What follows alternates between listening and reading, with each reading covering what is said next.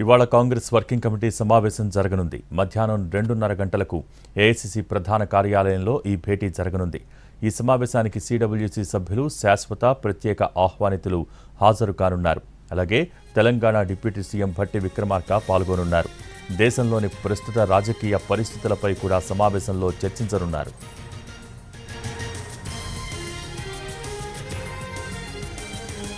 Parliament లోపల అనుసరించాల్సిన వ్యూహాన్ని, కార్యాచరణను ఖరారు చేయనున్నారు.